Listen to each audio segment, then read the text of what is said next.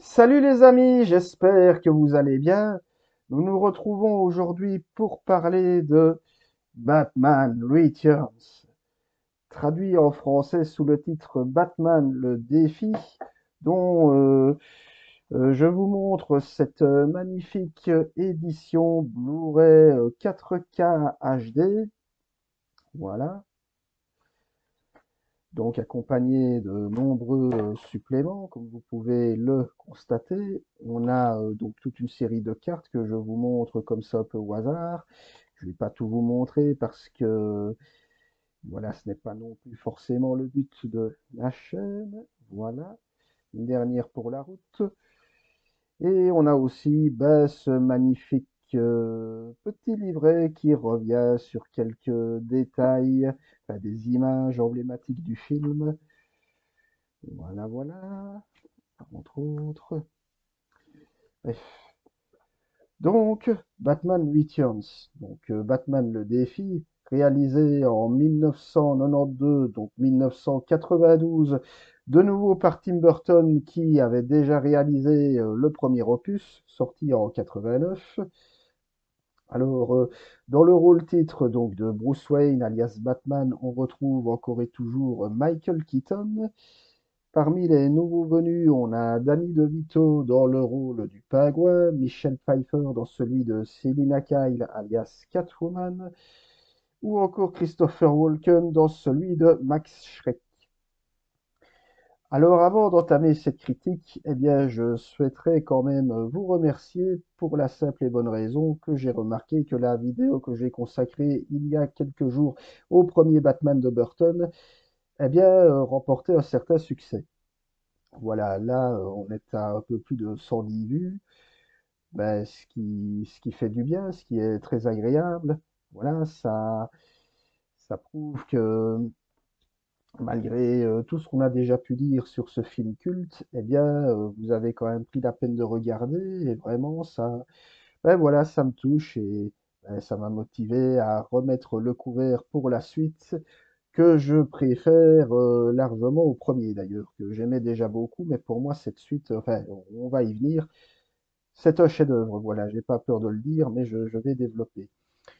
Alors le résumé en quelques mots de Batman Returns, eh bien donc nous sommes à Gotham City, quelques jours avant Noël, et alors on voit que ben, la ville subit les attaques répétées du gang du Pingouin. Alors forcément, dans une telle situation, ben, Batman ne peut que reprendre du service. Alors, dans le même temps, on, on va découvrir donc le personnage de Selina Kyle, qui est une secrétaire assez timide, assez réservée, plutôt mal dans sa peau, qui souffre de son célibat, qui a du mal à se faire bien voir de son patron, donc Max Schreck, donc Christopher Walken, patron assez ambigu, qui a des dessins comme ça assez particuliers. Enfin bref, quelqu'un de pas très honnête. Et donc, dans le même temps, donc on va avoir le Pagua qui va s'allier avec ce même Max Schreck afin de se faire passer pour quelqu'un de bien aux yeux des habitants de Gotham, au point de peut-être prendre la place du maire à la place du maire. Voilà, manière de le dire. Et dont Batman a des doutes concernant les véritables intentions donc du Pingouin. Et alors, dans le même temps, on a Selina Kyle qui, par un retournement de situation plutôt brutal qu'on ne dévoilera pas, ben, va se transformer littéralement en Catwoman, donc une femme aussi sensuelle que dangereuse, qui va se mettre dans la tête de vouloir contrecarrer Batman. Batman qui ne sera pas d'ailleurs insensible au charme de cette dernière. Donc, ben, globalement, qu'est-ce que j'ai pensé de ce film? Eh bien, là, je le disais tout à l'heure, c'est un film ben, que j'admire énormément sur plein d'aspects, qui pour moi fait clairement partie de mes Burton préférés. aux côtés de Sleepy Hollow ou de Ed Wood. La première chose que l'on peut dire sur cette suite, ben, c'est que Burton a eu beaucoup, alors vraiment beaucoup plus de liberté par rapport au premier. Alors ben, il y a deux raisons qui expliquent cela. Ben, la première, c'est que, rappelons-le, le premier Batman, lors de sa sortie en 89, a cartonné. C'était même, à cette époque-là, l'un des plus gros succès commerciaux de l'histoire du cinéma. Voilà, rien que ça. Il y a eu le fait aussi qu'entre-temps, Burton est parti réaliser un petit film du nom de Édouard aux mains d'argent, avec un certain Johnny Depp, qui a remporté un bon petit succès commercial, mais surtout un énorme succès critique qu'il a vraiment révélé aux yeux de la presse spécialisée en cinéma, et qui d'ailleurs l'a fait passer au, enfin, voilà, qui l'a vraiment intronisé comme petit génie aux yeux de magazines pointilleux comme les Cahiers du cinéma, qui, rappelons-le, avaient déjà beaucoup apprécié son premier Batman, mais qui là, avec Édouard Romain d'Argent, l'ont vraiment érigé au rang d'auteur, et également positif. Donc, bref, Burton a vraiment réussi à conquérir tout le cœur de la critique, aussi bien anglo-saxonne qu'européenne, ben, au point que Burton était, ben, du jour au lendemain, s'est vu intronisé d'auteur, ce qu'il est au demeurant. Hein.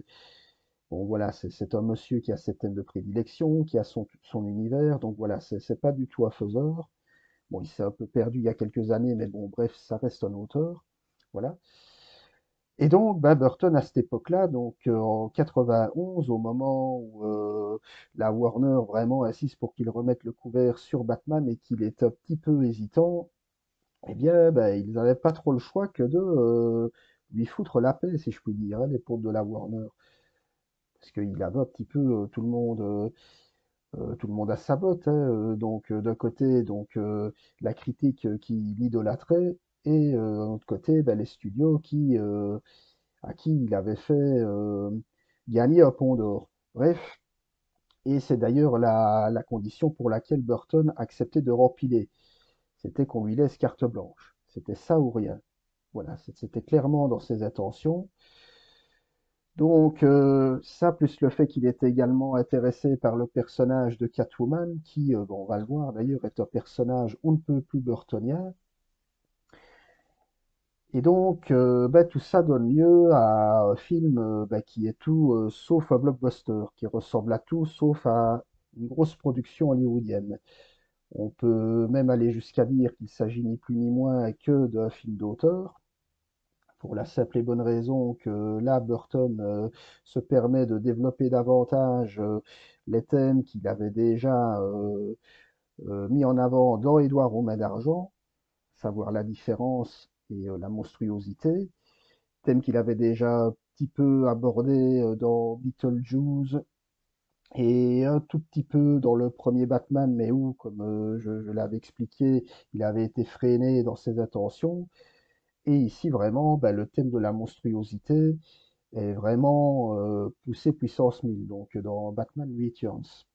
Mais déjà, rien qu'avec la figure du pingouin, qui peut vraiment être vu comme le double maléfique d'Édouard aux mains d'argent, donc c'est-à-dire qu'on a, dans le cas du pingouin, cette créature mi-homme, mi-monstre, on peut même parler ouvertement de monstre, voilà, qui a vécu les trois quarts de sa vie dans les égouts, qui a été jeté littéralement par ses parents qui refusaient sa difformité dans les égouts et qui a, bref, qui a grandi parmi les pingouins, d'où son surnom, hein, ça ne s'invente pas.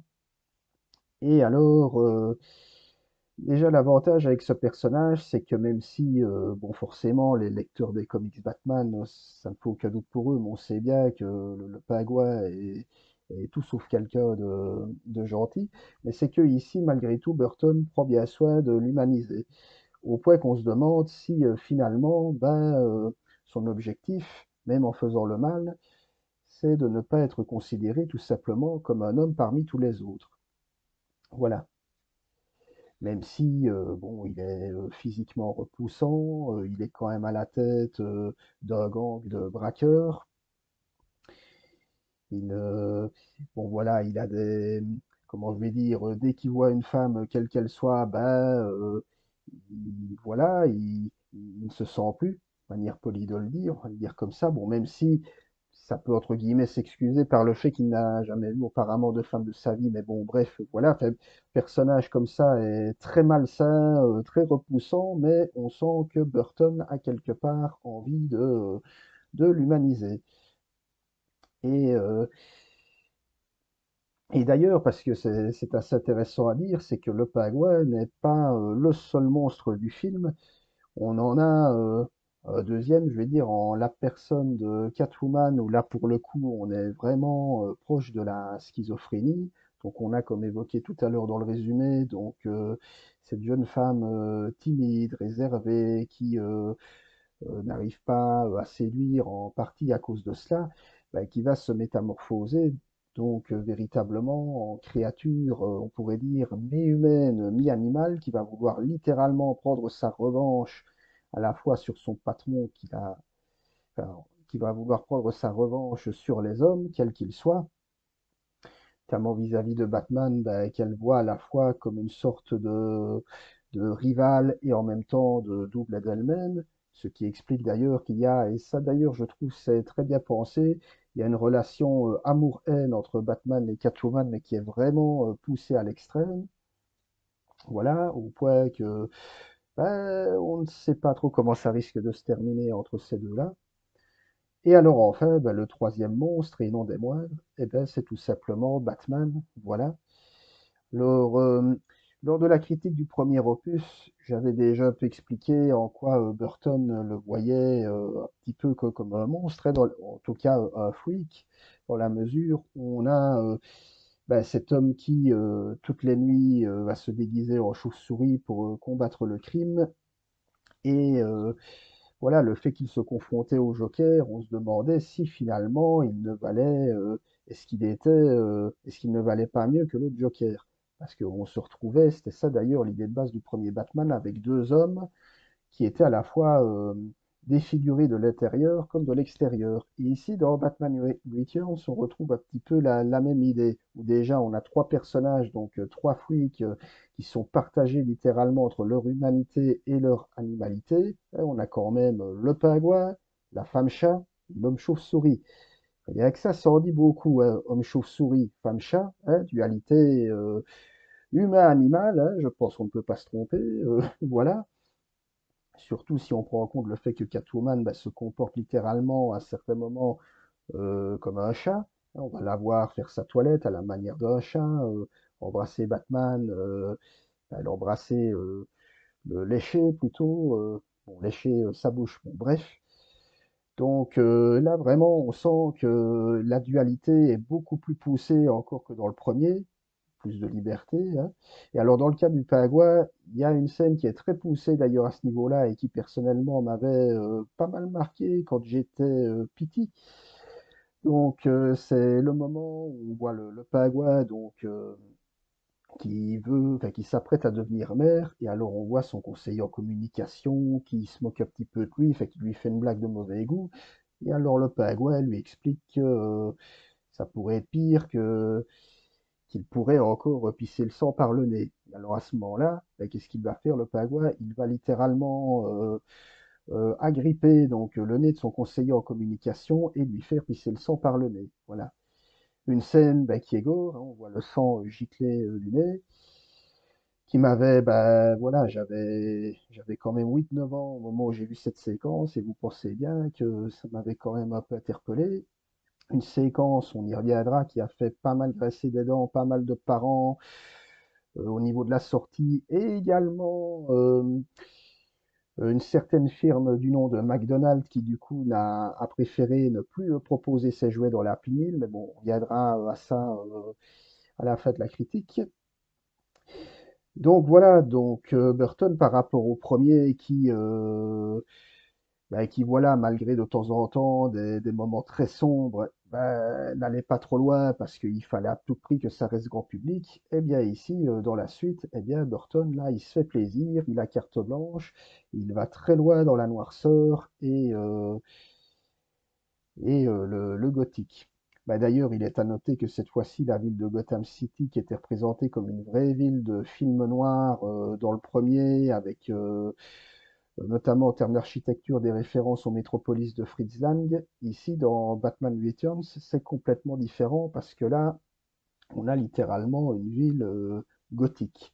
Voilà, une ville qui est complètement enneigée. D'ailleurs, c'est marrant de voir qu'il y avait déjà le thème de la neige qui était présent dans Édouard Roumain d'Argent, qui reviendra après dans L'étrange Noël de Monsieur Jack, qu'il n'a pas réalisé, d'ailleurs, voilà, rappelons-le. Donc c'est marrant le motif de la neige qui revient comme ça de manière régulière. Et bref, Gotham City qui, cette fois-ci, est vraiment représentée comme, bah, littéralement comme une ville monstrueuse. Voilà, on a ces gratte-ciel absolument démesurés qui sont comme ça, l'architecture toute froide, toute, voilà, impersonnelle.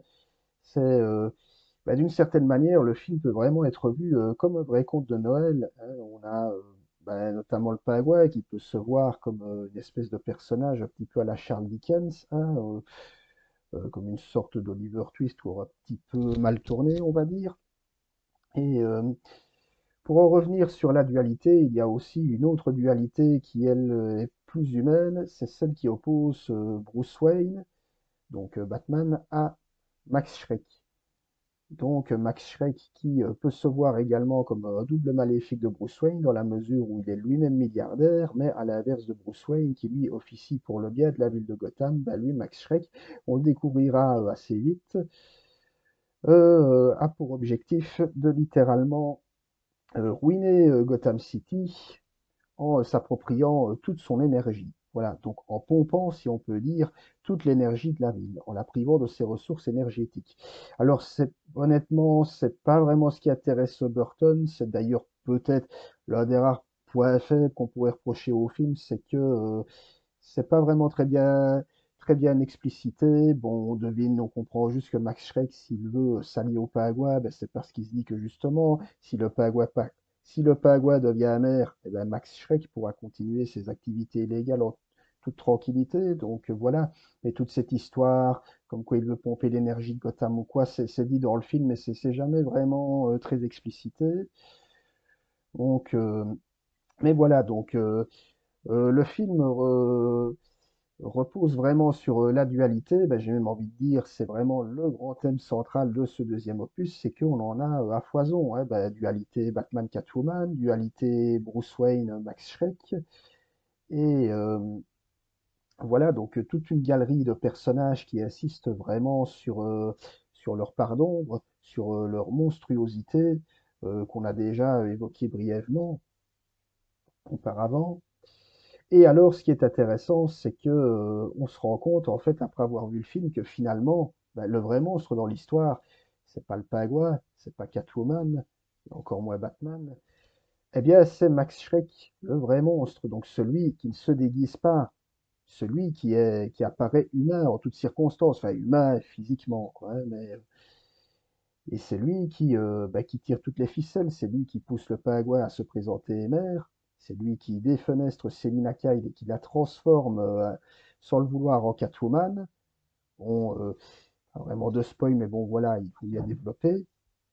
On sent que c'est un peu, bah, quelque part, le docteur Frankenstein de tout ce bordel. À noter que Frankenstein est d'ailleurs l'un des films préférés de Tim Burton, auquel il rend hommage de manière très explicite à la fête d'Édouard aux mains d'argent, dans une moindre mesure dans Sleepy Hollow, et également avec son court-métrage qu'il a des années après retransformé en film d'animation, Frankenweenie. Bref, petite parenthèse comme ça. Mais oui, Max Schreck peut vraiment être vu comme le docteur Frankenstein qui est à l'origine bah, de toutes ces créatures qui sont lâchées en pleine nature et qui sont de plus en plus rongées par leur animalité.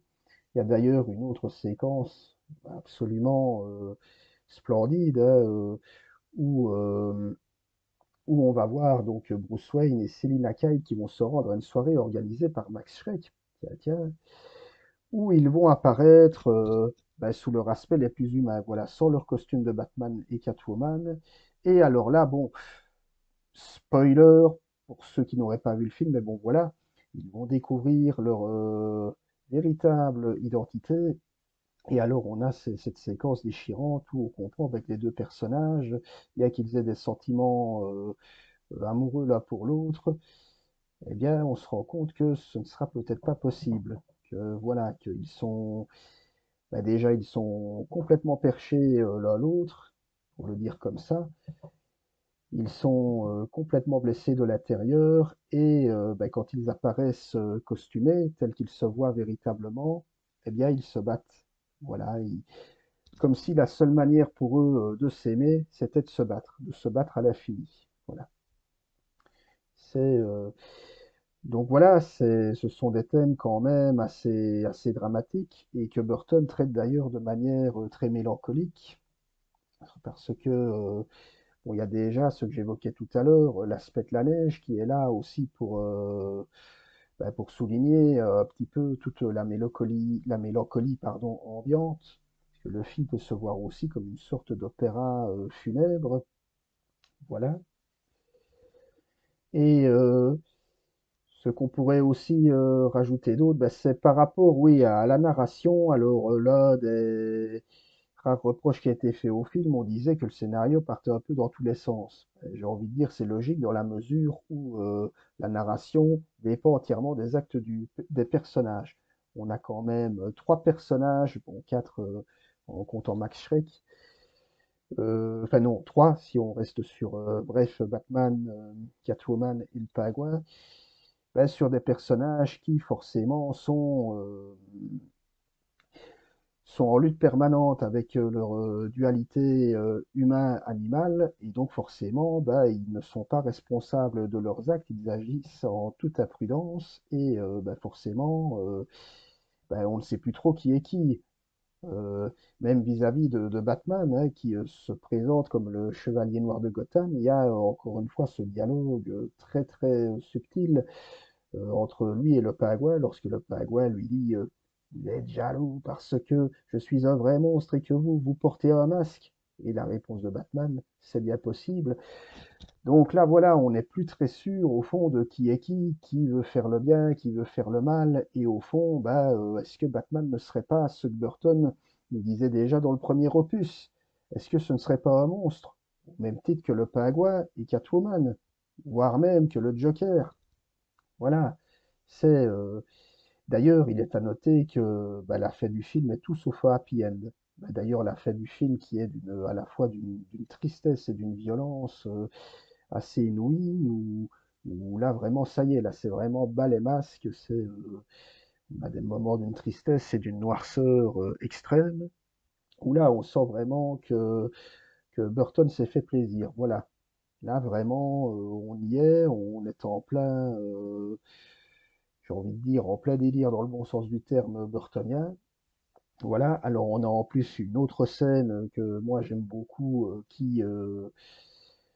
après c'est on aime ou on n'aime pas, mais c'est du pur Burton à l'état brut. On a cette séquence où vous avez des pingouins, donc la séquence des pingouins kamikazes, où vous avez des dizaines et des dizaines de pingouins arbitres missiles que le pingouin envoie pour faire littéralement exploser Gotham. Alors c'est une scène qui, bah, d'une certaine manière, est grotesque, mais volontairement grotesque et qui, je trouve, correspond à l'idée du chaos selon Tim Burton. Et du chaos que d'ailleurs il reprendra quelques années plus tard, mais de manière encore plus loufoque, dans Mars Attacks, avec les actions complètement débridées des Martiens.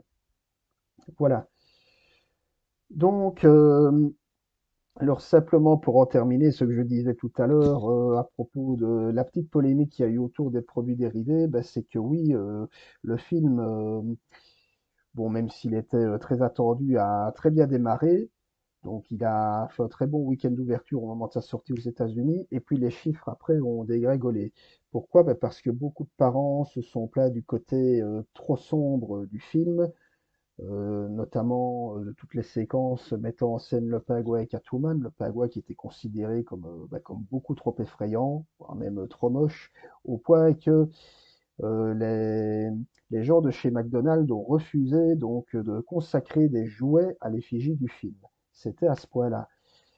Et donc, ben, qu'est-ce qui s'est passé? Ben, c'est que Burton qui avait déjà quelques idées pour un troisième opus potentiel, ben, s'est vu gentiment écarté, au point d'un certain Joel Schumacher pour d'autres opus. Enfin bon, là n'est pas le débat. Mais voilà, donc le film a été, bon, il a fait un très bon démarrage, il a été encensé par grosse partie de la critique, notamment Michel Simon et Antoine Debac des Cahiers du cinéma qui, au Masque la Plume, ont vanté les grandes critiques, les grandes qualités du film, Michel Simon ayant d'ailleurs attribué le titre de chef-d'œuvre au film, ce qui n'est pas rien. Mais voilà, mais de manière générale, donc voilà, Batman Returns, donc Batman le défi est considéré par beaucoup de cinéphiles et même d'amateurs de Batman comme l'un des meilleurs films qui lui a jamais été consacré. Et honnêtement, je partage cet avis, même si à proprement parler, c'est pas forcément un film Batman, on est clairement dans un film de freak. On pourrait même dire, on pourrait même rebaptiser le film La monstrueuse parade de Tim Burton. C'est même pas un film de super-héros parce que, comme je le disais tout à l'heure, on voit même que Batman en est réduit au titre de monstre au même titre que les deux autres, donc enfin même que les trois autres en comptant Max Schreck.